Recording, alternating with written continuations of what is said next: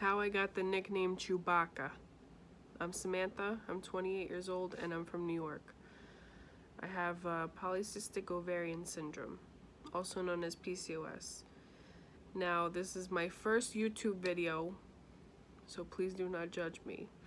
I'm going to try to make it as authentic as possible, but what are we going to do here? I don't have the editing techniques, I don't have all that extra bullshit, so we're just going to have to wing it here.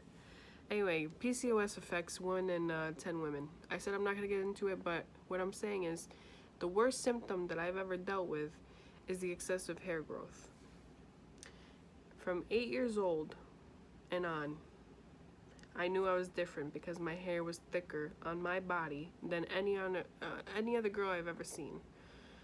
So at 11 years old, I got diagnosed with PCOS, and it was because of the sheer fact that I had this excessive body hair. Now, you could name any fucking body part, I don't know if I'm supposed to swear on YouTube, any body part except for the palms of your hands and the soles of your feet. Everywhere else I have body hair. So obviously you understand why women and men would call me Chewbacca. But what I've done with that name and how it's evolved in my life is a story that's going to be told today. So, since almost dying from multiple organ failure at 25 years old, from PCOS, from symptoms of PCOS, I got weight loss surgery. And from that surgery, I totally changed my life and my aspect on how I look on things, So, 8 years old to 24 years old, I had a pretty bad self-image, I was self-loathing. Didn't say anything, because I was like the class clown or the comedian in my family and within my friends, so I kept that very low key, that I didn't like myself and how I was, except for my mother. She's the only one who knows. Having to put hair depilatory cream on my entire body while I'm sobbing in the shower isn't exactly what you want to see your child doing, Anyway, so I got the bariatric surgery and I opened up the Instagram of Body I Can Flaunt in April of 2019. The bariatric surgery followed in August 2013? What the fuck is going on with me? April of 2019, I don't know if I said that.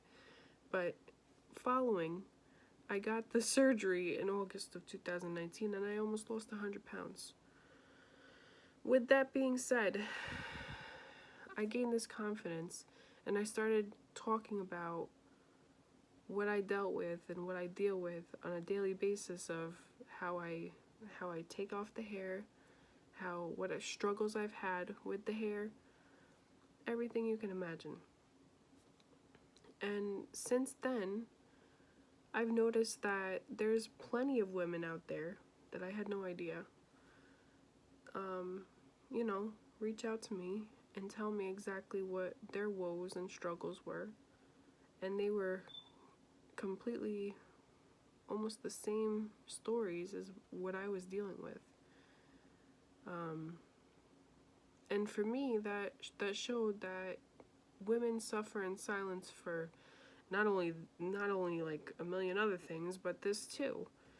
Especially for women with PCOS. You don't necessarily have to have PCOS in order to have excessive body hair, because sometimes it's just ethnicity and sometimes it's just how your body's going with the hormones. And, it's just difficult for us. I've had women send me pictures of them and their body hair, tell me stories about how they can't even kiss somebody, 16-year-olds that contact me, how did you get so self-confident? Baby, I know you're a young, impressionable baby right now, but let me tell you, with a little bit of wisdom of what I've gotten over the years, You're gonna make it. You're gonna be okay. Somebody's gonna love you unconditionally no matter what. With me, because I've been so open, I have told my story to media outlets that have gotten to 10 plus countries. And if you write down in Google right now, Samantha Allen, Chewbacca, you will see my story on all kinds of posts, New York Post, The Sun, the Daily News, Daily Mail, everything. What I've done, what progress I've made with my self-love from 8 years old.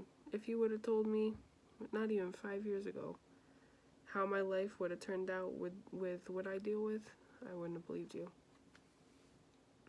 But with that being said, yeah, I've spoke to media outlets, I've gone on articles, but my next step that I was doing now is now I'm on the show with CBS's The Doctors. So I'm telling my story there also. They brought this deep, dark thing out of me that, you know, I know that I've been dealing with, but I disassociate myself with because at 8 years old and on, through those high school years, through those middle school years, is very impressionable on a young soul, you know? And I feel like it made me grow up, and it took a lot away from me growing up also, you know?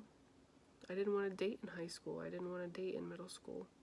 I think I had one boyfriend, and I'm sorry, but that boyfriend probably thought I was a prude because of the way I was. I was the same exact way as the kissing woman who didn't want to get close to anybody because you would feel the stubble.